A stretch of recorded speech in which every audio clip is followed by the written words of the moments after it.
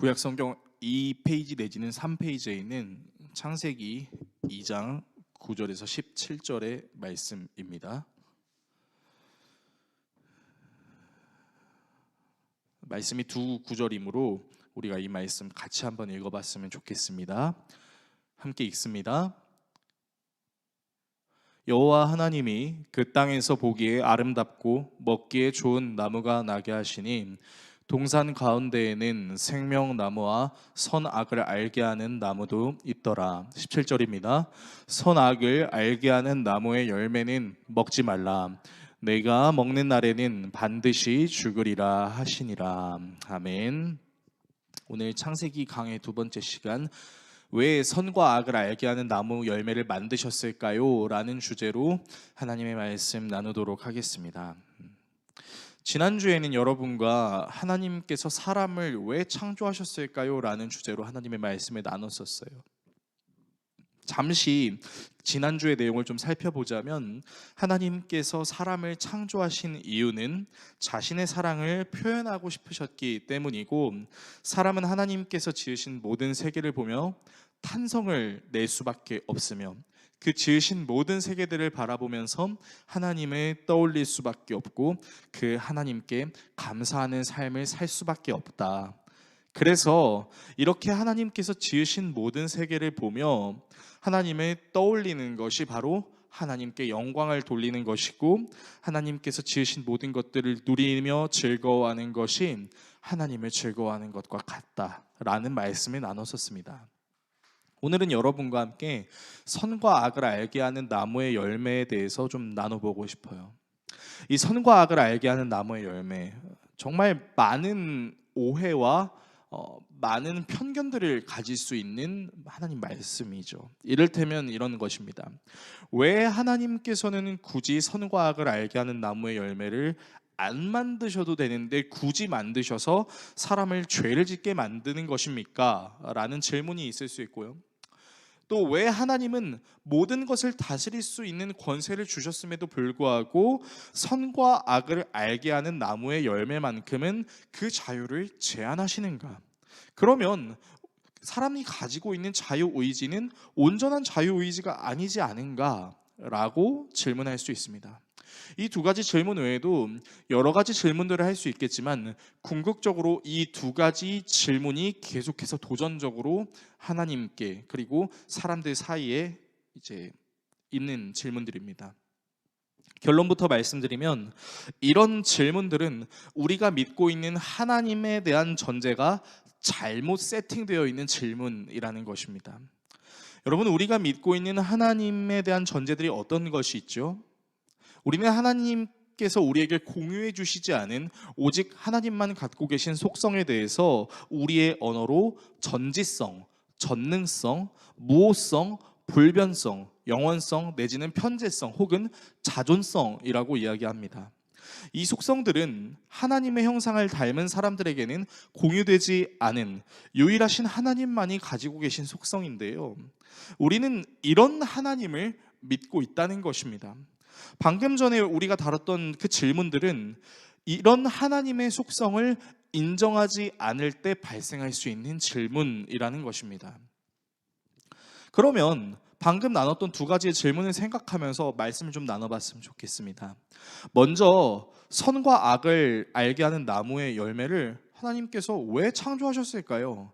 왜 창조하셨는지를 살펴보기 전에 먼저 그 나무가 어떻게 창조되었는지를 좀 살펴보겠습니다.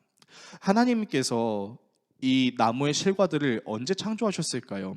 창조의 셋째 날 하나님께서는 모든 나무의 실과들을 창조하셨었습니다. 창세기 1장 11절에서 12절은 이렇게 이야기하는데요. 하나님이 이르시되 땅은 풀과 씨 맺는 채소와 각기 종류대로 씨 가진 열매 맺는 나무를 내라 하시니, 그대로 되어 땅이 풀과 각기 종류대로 씨 맺는 채소와 각기 종류대로 씨 가진 열매 맺는 나무를 내니 하나님이 보시기에 좋았더라. 하나님께서는 창조의 셋째 날에 씨 가진 열매 맺는 나무를 말씀으로 창조하셨고, 또 이것이 하나님께서 보시기에 좋았어요. 지난번 수요 예배 때 여러분과 나눴던 대로 하나님께서 보시기 좋았다라는 것의 의미는 무엇을 뜻하는 것이죠? 그것은 하나님께서 어떤 흠이나 어떤 불완전한 모습으로 창조하셨다는 것이 아니라 흠이 없이 완전하게 창조하셨다는 것을 의미하는 문장이라고 나눴었습니다.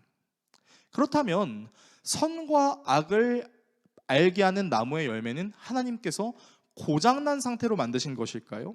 아니면 하나님께서 일부러 사람들로 하여금 죄를 짓게 만들기 위한 수단으로 창조하신 것일까요? 그렇지 않다는 거예요.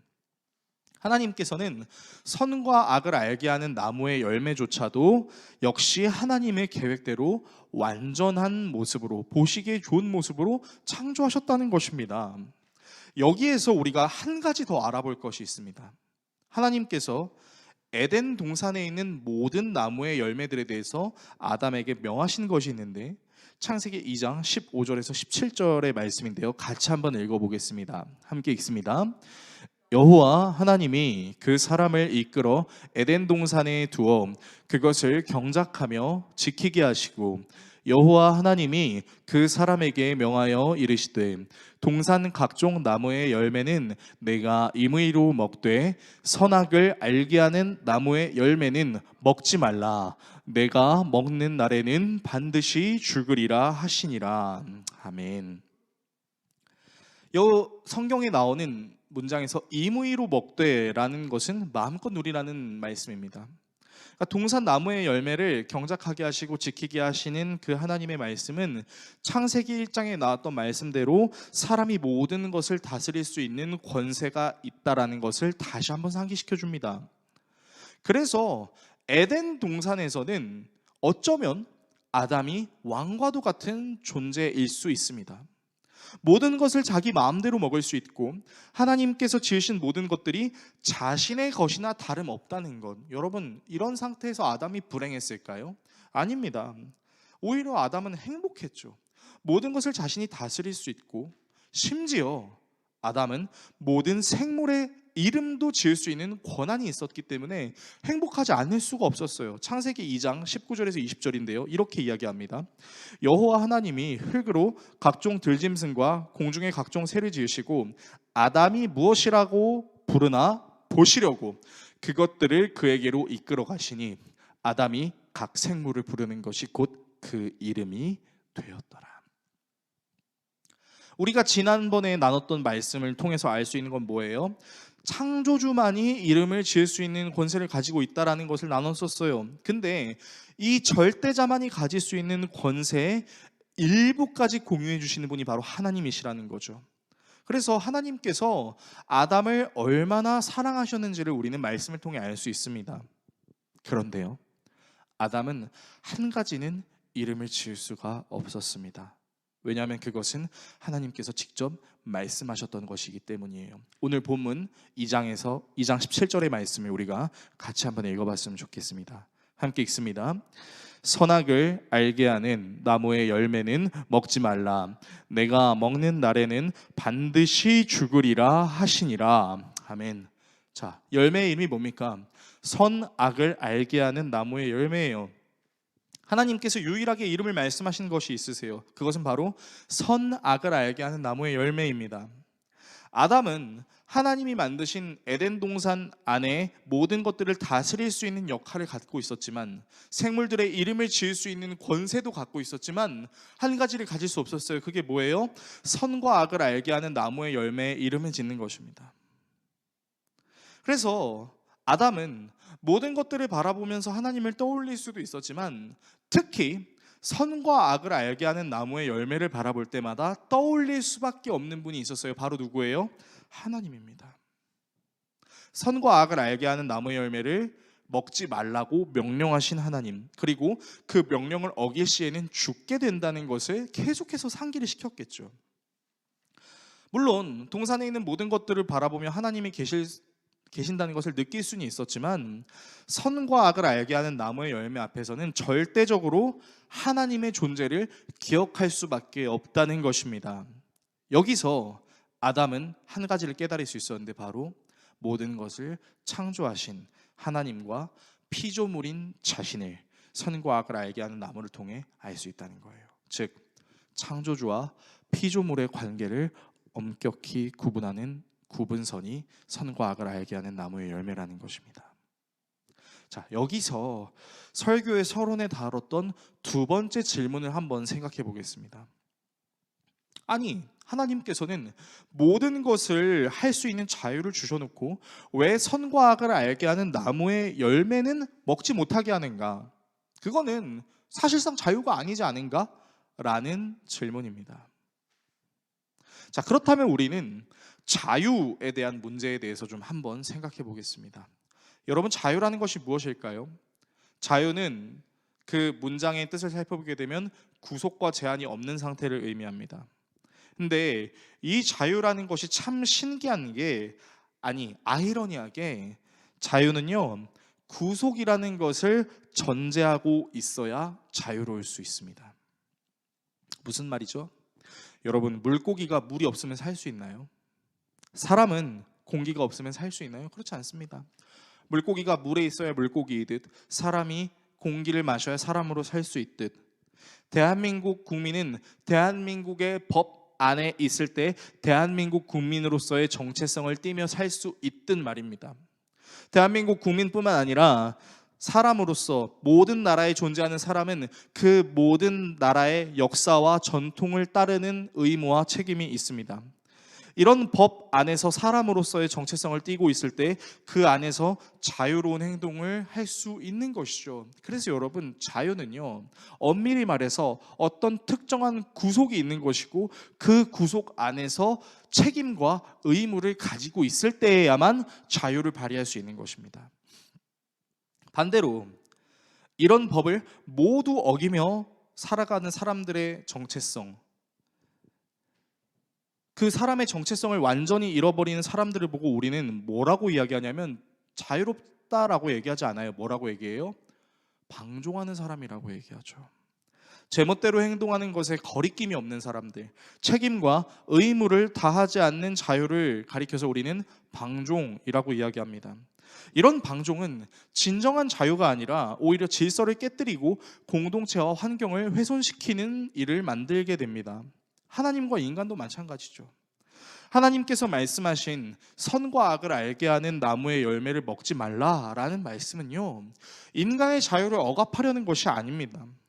애초부터 하나님께서는 선과 악을 알게 하는 나무의 열매를 먹어도 되고 먹지 않아도 된다라고 말씀하시지 않았어요. 어떻게 말씀하셨죠? 먹지 말라고 말씀하셨죠. 이 문제에 대해서 총신대학교 조직신학 교수를 하고 계신 강홍산 교수님은 자신의 논문을 통해서 이와 같이 이야기했습니다. 오랫동안 창세기 2장 17절을 해석하는 일에 인간의 의지의 자유의 문제를 잘못 적용해온 바가 사실이다. 우선 자유의 범주의 문제이다. 자유라 함은 구속됨이 없는 것을 말한다. 어떤 것으로부터 자유하다는 말은 그것이 그 사람을 속박, 구속하지 않는다는 뜻이다. 그렇다면 인간은 선악과 앞에서 자유한가? 다시 말해, 인간이 사람으로서 자유롭게 활동하는 의지를 가졌다고 해서 선악과를 먹어도 되고 안 먹어도 되는가? 인간은 사람인 동시에 피조물이다. 창조주의 의도를 벗어날 수 없는 피조물이다. 즉, 인간은 절대 선악과를 먹어서는 안 되는 위치였다. 그렇다면 인간은 선악과에 대해 임의로운 존재가 아니다. 애초부터 선악과에 대해 자유한 존재가 아니라는 것이다. 이 말은 자유의지의 문제를 선악과에 적용할 문제가 아니라는 말이다. 여러분, 하나님께서는요, 애초에 처음부터 선과 악을 알게 하는 나무의 열매를 먹어도 되고 먹지 않아도 된다고 말씀하신 적이 없으십니다.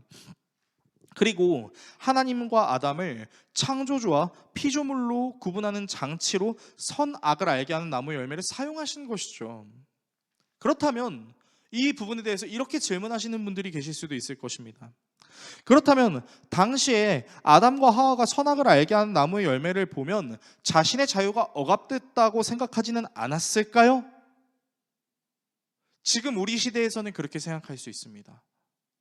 그런데 이때에는 아담과 하와가 그렇게 생각하지 않았습니다. 여러분, 하나님께서는 사람을 지으셨을 때도 똑같이 말씀하셨어요. 무엇을요? 보시기에 좋았다. 즉 흠이 없고 완전한 존재로 창조하셨다는 것입니다. 그렇다는 말은 하나님의 말씀에 순종하는 것에 대해서 아담이 어떤 불만도 갖지 않았다는 것을 의미합니다. 왜요?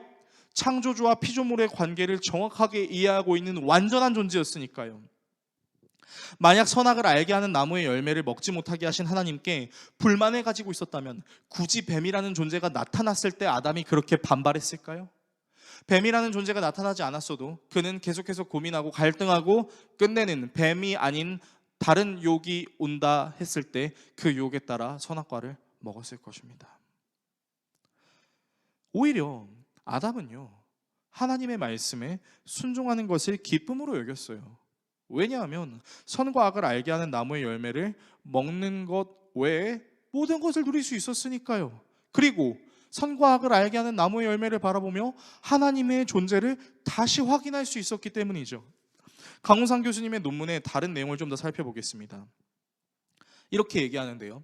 하나님이 주신 길은 하나, 생명의 길뿐이었고 아담과 하와는 그 명령에 순종하는 것이 기쁘고 행복했던 길이었음을 우리는 다시 상기할 필요가 있다. 아담과 하와는 뱀의 유혹이 있기까지는 이것을 자유의지의 문제로 고민하지 않았다는 것이다. 여러분, 교수님의 논문의 내용이 어떠십니까? 저는 교수님의 이 해석에 전적으로 동의합니다. 왜냐하면 아담과 하와는 선악과를 먹을 생각이 없었어요. 먹지 못하는 것에 대해서 불만을 품고 있는 사람들이 아니었습니다. 뱀이 하와를 꼬이기 전까지 말입니다. 오히려 뱀에게 하나님께서 하시지도 않은 말씀인 만지지도 말라라는 말을 했다라는 것은 하와가 하나님의 말씀을 지키는데 힘을 쓰는 사람, 하나님의 말씀에 순종하는 것을 우선으로 삼았다는 것으로 해석할 수 있으니까요. 하나님과 사람의 관계가 그랬다는 것입니다. 즉, 정리하자면 선과 악을 알게 하는 나무의 열매는 하나님께서 사람으로 하여금 죄를 허용하시려는 수단으로 만든 것이 아니라는 것입니다. 도리어 하나님께서 완벽하게 만든 피조물이 선악을 알게 하는 나무의 열매였고 그것을 먹지 말라라는 명령을 하시는 것은 자유를 억압하는 수단이 아니라 하나님과 아담 그리고 하와가 아름다운 관계로 존재할 수 있는 장치였던 것입니다. 이렇게 완벽하고 하나님께서 보시기에 좋게 창조된 모든 것들이 이후에 등장하는 뱀으로 인해서 하나님과 사람의 관계가 깨지게 되고 사람이 갖지 않았던 죽음이라는 것이 생기게 되고 하나님이 만드신 피조물들이 세상이 환경이 깨지게 되는 일들이 나타나기 시작합니다. 그리고 그 영향을 받아 그 아담이 순종하지 못했던 원죄의 영향을 품고 태어난 존재가 누굽니까? 우리예요. 그래서 우리는 의심할 수 있죠. 어떤 걸요? 하나님이 악을 허용하신 것이 아닙니까? 라고 생각할 수 있다는 거예요. 왜요?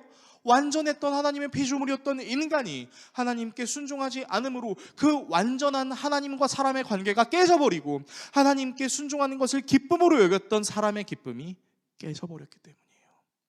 그것을 우리가 고스란히 받게 되니까 어떻게 생각해요? 뭐야? 하나님 왜 이런 거 만드셨어? 하나님 이런 거 안 만드시면 더 편하지 않았을까? 라는 자기 판단을 하게 되죠. 또 하나님께서 우리에게 주신 자유에 대해서 이게 무슨 자유야? 하나님이 선악을 알게 하는 나무 열매를 안 만드셨으면 됐잖아. 아니 만들었으면 최소한 먹게라도 해줬어야 되는데 왜 안 먹게 하는데 이게 무슨 자유야? 라는 왜곡된 하나님에 대한 시선을 우리가 갖게 되었다는 것입니다. 그래서 우리는 때때로 하나님을 악을 허용하시는 존재로 자유의지를 왜곡해서 받아들이기도 합니다. 그래서 그 영향을 고스란히 받았던 이스라엘 사람들도 예수님이 이 땅에 오셨을 때 예수님께서 말씀하시는 진리에 대해서 오해했습니다. 이스라엘 사람들은 자유의 문제를 어떻게 받아들였죠? 예수님을 통해서 무엇을 꿈꾸었죠? 로마의 억압으로부터 벗어나 찬란했던 다윗의 시대의 위용을 찾는 문제로 자유를 적용하려고 했습니다. 그랬던 그들에게 예수님께서는 이렇게 말씀하셨습니다. 요한복음 8장 31절에서 32절의 말씀인데요, 이 말씀 같이 한번 읽어봤으면 좋겠습니다. 함께 읽습니다. 그러므로 예수께서 자기를 믿은 유대인들에게 이르시되 너희가 내 말에 거하면 참으로 내 제자가 되고 진리를 알지니 진리가 너희를 자유롭게 하리라. 말씀을 잘 보세요. 어떻게 해야 자유로울 수 있다고요? 진리를 알아야 자유로울 수가 있대요. 진리를 어떻게 합니까? 참으로 제자가 되는 것이죠. 어떻게 해야 참으로 예수님의 제자가 됩니까?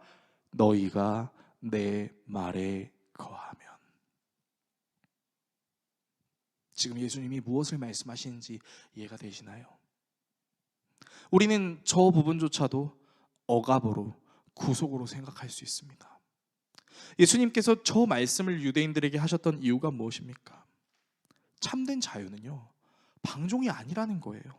하나님의 말씀 안에 거하는 것이 참 자유라는 것입니다. 하나님께서 말씀으로 모든 것을 창조하시고 창조하신 것 안에 아담을 거하게 하셔서 아담이 아담을 되게 하신 것처럼 다시 말씀 안에 우리가 거하게 될 때 아름다웠던 하나님과 사람의 관계가 회복이 된다는 것입니다. 우리의 풀리지 않는 문제, 우리가 가진 연약함을 해결하는 수준으로 우리가 이 땅에서 자유함을 누릴 수 있는 것이 아니라 하나님과의 관계, 말씀으로 이 땅에 오신 예수 그리스도를 믿는 믿음으로 나아갈 때, 그 말씀 안에 내가 거하려고 할 때 우리에게 주어진 이 66권의 계시의 말씀을 진리의 말씀으로, 이 말씀으로 내 삶을 바꾸고 싶고 이 말씀을 내 삶에 온전히 적용하려고 하는 그때 우리가 하나님과의 관계를 완전히 회복할 수 있게 된다는 것입니다. 그래서 우리가 누구를 묵상합니까? 예수님을 묵상합니다. 진정한 회복을 위해 깨진 하나님과 우리의 관계를 완전히 회복시켜 영원한 하나님의 나라에서 영원토록 우리를 거하게 하시기 위해, 진정한 회복을 위해 예수님께서 고난당하셨습니다. 저와 여러분이 이 사실을 기억하심으로 우리가 하나님을 왜곡되게 바라보고 하나님께서 우리에게 주신 자유를 우리 멋대로 해석하는 것이 아니라 우리에게 주어진 이 계시의 말씀에 순종하며 말씀으로 우리에게 오신 그 예수님 안에 거하기를 원하는 마음으로, 그래서 궁극적으로 우리를 창조하신 하나님과의 깨진 관계가 예수 그리스도를 통해서 완전히 회복되는 것을 소망하며 하나님 안에서 진정한 자유를 누리며 살아가기를 소망하는 저와 여러분 모두가 되시길 예수 그리스도의 이름으로 축원합니다.